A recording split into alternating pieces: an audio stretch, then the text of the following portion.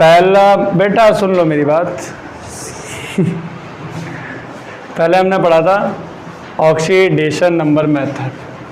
Oxidation number method से हमने redox reaction को बैलेंस करना सीख लिया। अब हम आज एक और नया मेथड पढ़ने जा रहे हैं, ion electron method. Half reaction method बोलो, चाहे इसको आयन इलेक्ट्रॉन मेथड बोलो। ठीक, इस मेथड के पहले हम लोग रूल पढ़ेंगे, फिर इस मेथड का रूल पढ़ने के बाद फिर हम इसी के बेस में कुछ क्वेश्चंस करेंगे। समझ मेरी बात? पहले रूल फिर क्वेश्चंस। ठीक, रूल क्या कहता है, हम पढ़ने कौन जा रहे हैं, ion electron method. Ion electron method इसको बोलते हैं, या दूसरा नाम क्या है रे? अरे निशान तो कुछ बोल यार। हाफ निशान बीमार है। अबे हमने तो अभी उसकी बात की, वो बीमार है। तो यार क्या हो गया तेरे? क्या हो गया? मेडिटेशन कर रहा है नहीं कर रहा है? चलो ठीक, रिलैक्स। आयन इलेक्ट्रॉन मेथड या हाफ रिएक्शन मेथड, दोनों में से हम कुछ भी बोल सकते हैं। ये मेथड है तो थोड़ा लेंदी, पर जितना लेंदी है उतना ही क्या है, ये मज़ेदार है। क्या है? मज़ेदार है, क्योंकि इसमें थोड़ा ना जो स्टेप्स होंगी माइंड यूज़ करने में मज़ेदार मेथड है, कुल मिला के कहने का मतलब ये है। ठीक है, अब इसका रूल नंबर फर्स्ट देखिए। इसमें रूल पढ़ेंगे हम। रूल नंबर फर्स्ट जैसा मैंने आपको वहाँ लिखवाया था ना, सेम यहाँ पर भी वही रूल नंबर फर्स्ट क्या कहता है। पहले क्या करना है आपको, राइट द स्केलेटल इक्वेशन लिखने हैं। स्केलेटल इक्वेशन जानते हैं ना, जो जिसमें एटम हम लिखते हैं उसकी फॉर्म में, सिंबल की फॉर्म में, जैसे Mg। स्केलेटल इक्वेशन लिखनी है, मतलब रिएक्शन लिखनी है आपको। ठीक है, right the skeletal equation and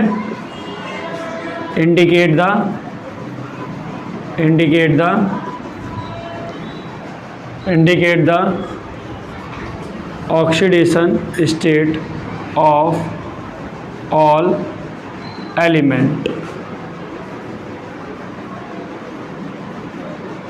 ठीक, समझ में आई?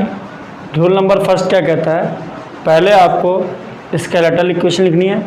स्केलेटल इक्वेशन लिखने के बाद उसमें अलग अलग आपको सिंबल दिखेंगे, Mg, Ca, ये सारे सिंबल दिखेंगे। ठीक है, अब उन सिंबल के ऊपर, हर एक सिंबल के ऊपर आपको सबकी क्या लिखनी है, ऑक्सीडेशन स्टेट्स, सारे एलिमेंट की ऑक्सीडेशन स्टेट्स। समझ में आ गया? ठीक, rule number 2।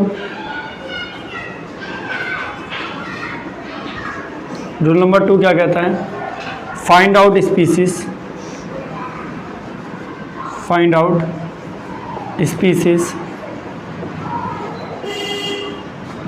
which are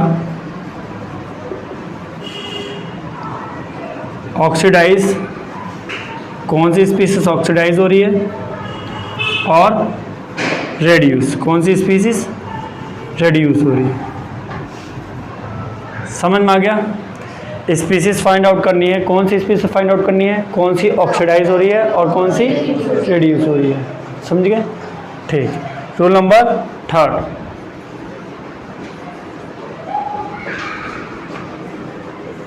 split the equation in 2 half reaction. Split the equation को स्प्लिट करना है, किसमें स्प्लिट करना है, 2 हाफ रिएक्शन में। ठीक, 2 हाफ रिएक्शन कौन कौन सी होगी इसमें, नाम बताओ उसका। फर्स्ट जो होगी ऑक्सीडेशन हाफ रिएक्शन, और सेकंड कौन सी होगी? Reduction half.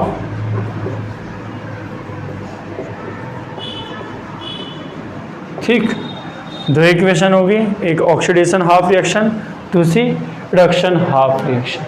ठीक, अब हमारा काम है और इस ऑक्सीडेशन हाफ रिएक्शन और रिडक्शन हाफ रिएक्शन को बैलेंस करने का। ऑक्सीडेशन हाफ रिएक्शन और रिडक्शन हाफ रिएक्शन को बैलेंस करने का। ठीक है, बैलेंसिंग द बैलेंस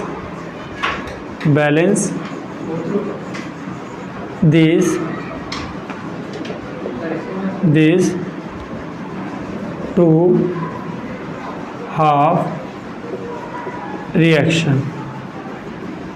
ठीक, ये कोई रूल नहीं है, ये अब रूल इसके नीचे है। ये हमको अब मैं बताना चाह रहा हूँ कि आपको ये दो हाफ रिएक्शन लिखी है, इन दो हाफ रिएक्शन को क्या करना है, एक ऑक्सीडेशन हाफ रिएक्शन है, दूसरी क्या है, रिडक्शन हाफ रिएक्शन है।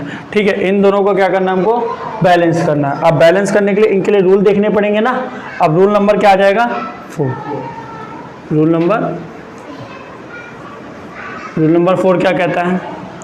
रूल नंबर 4 कहता है जब आपको मालूम है इनको बैलेंस करना है, तो बैलेंस करने के लिए पहले हमको वो सारे एटम बैलेंस करने पड़ेंगे जिनका ऑक्सीडेशन हो रहा है और जिनका रिडक्शन हो रहा है। जिनका ऑक्सीडेशन हो रहा है और जिनका रिडक्शन हो रहा है, वो सारे एटम हमको बैलेंस करने पड़ेंगे। ठीक है, balance all atoms which undergo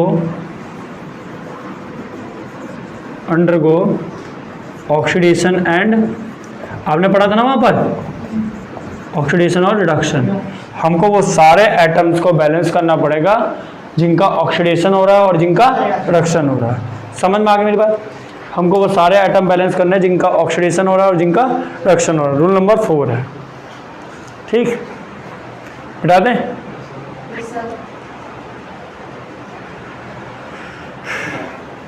ठीक, 4 रूल तक पढ़ लिए हमने। पहला रूल क्या पढ़ा था कि स्केलेटल इक्वेशन लिखनी है। स्केलेटल इक्वेशन लिखने के बाद सारे एलिमेंट्स की ऑक्सीडेशन स्टेट उसी के ऊपर लिखोगे। उसके बाद तुम स्पीसीज फाइंड आउट करोगे किसका ऑक्सीडाइज हो रहा है और किसका रिडक्शन हो रहा है। ठीक, समझ में आ गया? और फिर उसी इक्वेशन को स्प्लिट करोगे। स्प्लिट कितने रिएक्शन में करोगे? 2 रिएक्शन में, एक ऑक्सीडेशन हाफ रिएक्शन और रिडक्शन हाफ रिएक्शन। फिर ऑक्सीडेशन हाफ रिएक्शन और रिडक्शन हाफ रिएक्शन को तुमको क्या करना है? बैलेंस करना है। ठीक, बैलेंस करने के लिए जैसे मैंने वहां पर आपको रूल बताया था ना ऑक्सीडेशन नंबर मेथड में कैसे बैलेंस करते हैं, वैसे यहाँ पर भी आपको उसी तरीके से बैलेंस करना है। क्रॉस मल्टीप्लिकेशन नहीं करेंगे यहाँ पर, जैसे वहां पर हम लोग क्रॉस मल्टीप्लिकेशन करते थे, यहाँ पर हम इलेक्ट्रॉन का ऐड करेंगे। जब चेंज होता था ना ऑक्सीडेशन नंबर और दोनों में चेंज होता था, जब ऑक्सीडेशन होता था रिडक्शन होता था तो चेंज होता था, तो चेंज होने के लिए हम लोग सेम लाने के लिए क्रॉस मल्टीप्लाई कर देते थे, है ना। यहाँ पर क्रॉस मल्टीप्लाई नहीं करेंगे, यहाँ पर क्या करेंगे हम लोग? एडिशन करेंगे। किसका एडिशन करेंगे? इलेक्ट्रॉन का। ठीक है, जैसे वहां पर चार्ज को हम बैलेंस करने के लिए क्रॉस मल्टीप्लाई, यहाँ पर हम लोग चार्ज को बैलेंस करने के लिए क्या करेंगे? इलेक्ट्रॉन को ऐड करेंगे। We have to do adding the electron for balancing the charge को बैलेंस करने के लिए इलेक्ट्रॉन को हम क्या करेंगे? ऐड करेंगे। अब सुनो, हमने पहले पहचान लिया, अब हम दोनों ऑक्सीडेशन हाफ रिएक्शन और रिडक्शन हाफ रिएक्शन को दोनों को बैलेंस कर रहे हैं। बैलेंस करने के लिए हमने पहचान लिया कि किसका ऑक्सीडेशन हो रहा है किसका रिडक्शन हो रहा है, ये तो पहचान चुके हैं। ठीक, अब उसके बाद मैंने जैसे वहां पर बताया था ना, जब जिसका ऑक्सीडेशन होता है और जिसका रिडक्शन होता है, पहले हम उन एटम को क्या करते हैं? बैलेंस करते हैं। पहले हम उन एटम को बैलेंस करते हैं ना, जैसे वहां पर मैंने बताया था। तो यहाँ पर उन एटम को पहले बैलेंस करेंगे। उन एटम को बैलेंस करने के बाद क्या करेंगे? हम चार्ज को बैलेंस करेंगे। ये वहां पर हम चार्ज को बैलेंस करने के लिए क्या करते थे? Cross multiply. यहाँ पर हम चार्ज को बैलेंस करने के लिए क्या करेंगे? इलेक्ट्रॉन को ऐड करेंगे। इलेक्ट्रॉन को ऐड करेंगे। कर लिया हमने, वही है रिमाइंड करके। फिर हम लोग क्या करेंगे? ऑक्सीजन और हाइड्रोजन को छोड़ के बाकी सारे एटम बैलेंस करेंगे। ऑक्सीजन और हाइड्रोजन को छोड़ के बाकी सारे एटम बैलेंस करेंगे। समझ में आ गया? ये हो गया। और चौथी बात है, फिर हमें किसको बैलेंस करना है? ऑक्सीजन को बैलेंस करना है। ऑक्सीजन को बैलेंस करने के लिए क्या ऐड करेंगे? H2O molecule. ठीक, ऑक्सीजन को बैलेंस करने के लिए H2O मॉलिक्यूल ऐड करेंगे। जब हम H2O मॉलिक्यूल ऐड करेंगे ना जिसके अपोजिट साइड में, तो जब आपको मालूम है कि H2O मॉलिक्यूल ऐड करोगे तो O तो बैलेंस हो जाएगा, पर हाइड्रोजन क्या हो जाएगा, अनबैलेंस, ज्यादा हो जाएगा ना। और जितने हाइड्रोजन ज्यादा होंगे उतने ही हमको अपोजिट साइड वाले में H प्लस क्या करने हैं, ऐड करने हैं। ठीक, यहां तक हमने क्या ऐड कर दिया, H प्लस। जहां तक हमने H प्लस ऐड किया ना वहां तक क्या हुआ, एसिडिक मीडियम। एसिडिक मीडियम, अगर हमको बेसिक मीडियम बनाना है तो क्या करना पड़ेगा, OH माइनस दोनों तरफ क्या करना पड़ेगा, ऐड करना पड़ेगा, क्योंकि H प्लस OH माइनस फिर किस में कन्वर्ट हो जाएगा, H2O में। तो जहां पर H2O फिर कैंसिल भी होंगे कुछ H2O, फिर ओवरऑल आपका OH माइनस की फॉर्म में बैलेंस हो जाएगी रिएक्शन। जब OH माइनस के फॉर्म में रिएक्शन बैलेंस होगी तो कौन सी मीडियम में होगी, बेसिकली।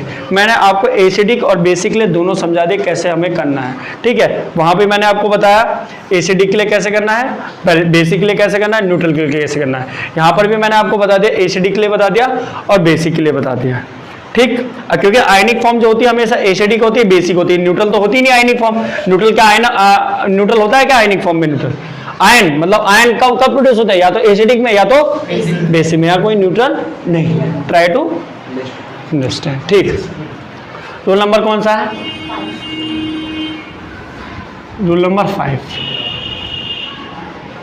ठीक, रूल नंबर 5 क्या कहता है, रूल नंबर 4 में मैंने क्या लिखा था last time, balance all atom which undergo oxidation और रिडक्शन। ठीक, अब यहां पर क्या करना है, balance balance balance charge, charge को बैलेंस करना है। कैसे करोगे चार्ज को, ऐसे balance by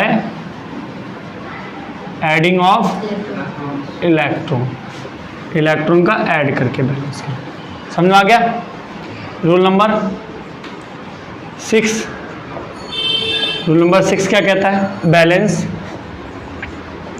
balance all atom, balance all atom accept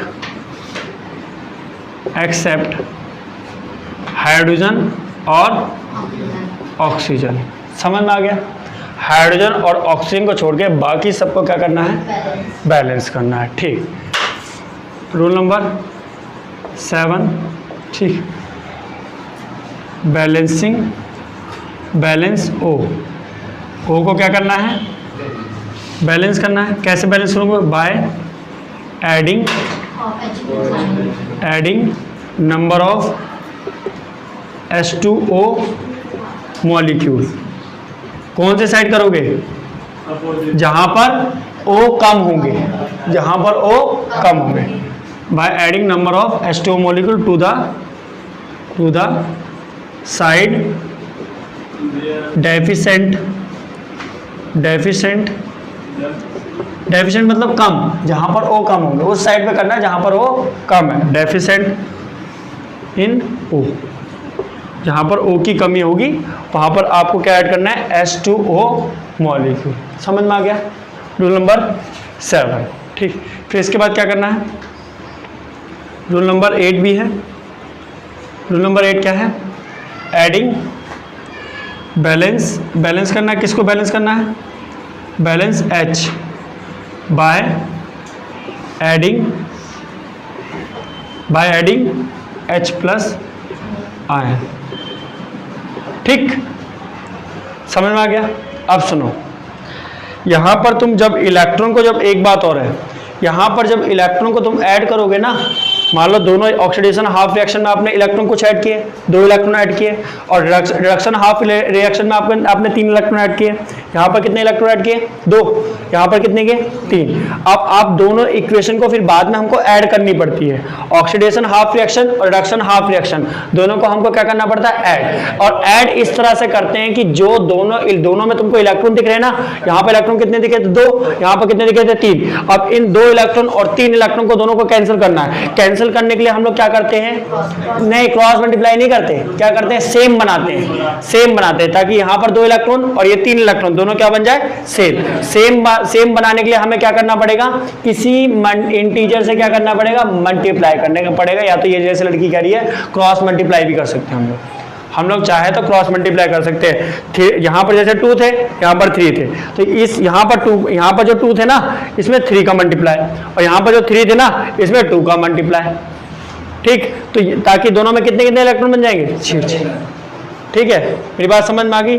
जब हम लोग इतना कर लेंगे प्रोसेस, फिर आपको मैंने बताया कि इलेक्ट्रॉन को ऐड करना है। तो इलेक्ट्रॉन को ऐड करने के लिए आपको मालूम है 2 रिएक्शन, ऑक्सीडेशन हाफ रिएक्शन और reduction half reaction. Oxidation half reaction में आपको मालूम है इधर रिएक्टेंट होता है, उधर क्या होता है, प्रोडक्ट। आपने मान लो ऑक्सीडेशन हाफ रिएक्शन में इलेक्ट्रॉन आपने 2 इधर ऐड किए हैं रिएक्टेंट में, ठीक है, और आप में दूसरी रिडक्शन हाफ रिएक्शन है, ये रिएक्टेंट और ये क्या है, प्रोडक्ट है। अब यहाँ पर भी आपने इलेक्ट्रॉन ऐड किया, मान लो यहाँ पर इलेक्ट्रॉन ऐड किया आपने, प्रोडक्ट में ऐड किए हैं, कितने इलेक्ट्रॉन ऐड किए हैं, 3। ठीक, अब सुनो, अब आपको मालूम है ये एक इक्वेशन बन गई, और ये कौन सी इक्वेशन बन गई, ये दूसरी इक्वेशन बन गई। ठीक है, समझ में आ गया, ये दोनों इक्वेशन बन गई। अब दोनों इक्वेशन को आप क्या करोगे, ऐड करोगे। ऐड इस तरह से करना है कि ये इलेक्ट्रॉन और ये इलेक्ट्रॉन दोनों क्या हो जाए, कैंसिल हो जाए, दोनों क्या हो जाए, कैंसिल। कैंसिल होने के लिए आपको मालूम है यहाँ कितने इलेक्ट्रॉन है, 2, यहाँ कितने हैं, 3। या तो जैसा इस लड़की ने बताया कि आप या तो हम यहाँ पर क्रॉस मल्टीप्लाई कर सकते हैं, ठीक है, चाहे तो हम 2 का इधर मल्टीप्लाई और 3 का इधर, क्योंकि 2 का इधर करेंगे तो कितना हो जाएगा, और यहाँ पर कितना हो जाएगा, 3 का करेंगे 6। ठीक है, या तो हम अपने माइंड से सोच के करें, माइंड से कैसे सोच के करना पड़ेगा कि यहाँ पर भी हमको सेम बनाना है, यहाँ पर भी ऑब्वियसली आप माइंड से सोचेंगे, यहाँ पर 2 का मल्टीप्लाई करेंगे, यहाँ पर कितने का करेंगे, 3 का। चाहे क्रॉस मल्टीप्लाई करके करो, चाहे सुटेबल इंटीजर का मल्टीप्लाई कर दो। हाँ, पूरे रिएक्शन में ही मल्टीप्लाई होगा, ये इसमें मल्टीप्लाई नहीं होगा, पूरी रिएक्शन मल्टीप्लाई होगा।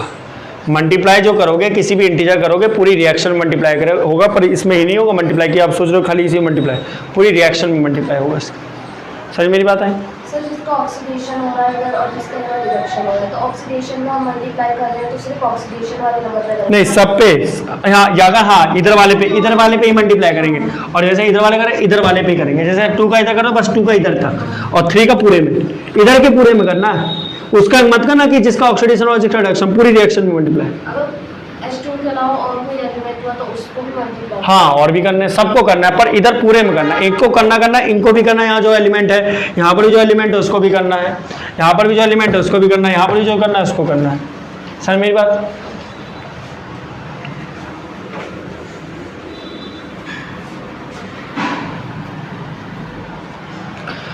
अब सुनो, अब यहाँ रूल नंबर 9 लिख लो।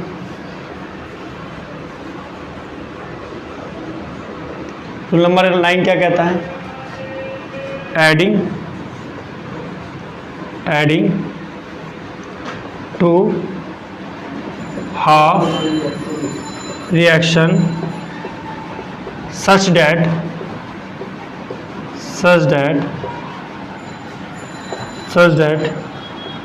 electrons are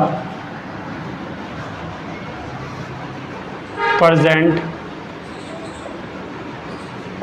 in two half reaction are cancelled. क्या हो जाए, वो कैंसिल हो जाए। ठीक है, हमको दोनों हाफ रिएक्शन को क्या करना है, ऐड करना है। किस तरह, such that electrons are present in two half reaction are cancelled. ठीक है, समझ में आ गया। रूल नंबर 8, यहाँ तक जो रूल बताएं कहाँ किस चीज़ के, कौन से मीडियम के लिए है, एसिडिक मीडियम। ठीक है, समझ आई मेरी बात। हमको अब किसके लिए देखना है इसके बाद, बेसिक मीडियम के लिए। आपको मालूम है बेसिक मीडियम के लिए हम क्या करते हैं, जितने H+ ऐड करते हैं उतने क्या ऐड कर देते हैं, OH- दोनों तरफ। ठीक है, अगर रिएक्शन अगर बेसिक मीडियम में होगी हम मिटा देते हैं।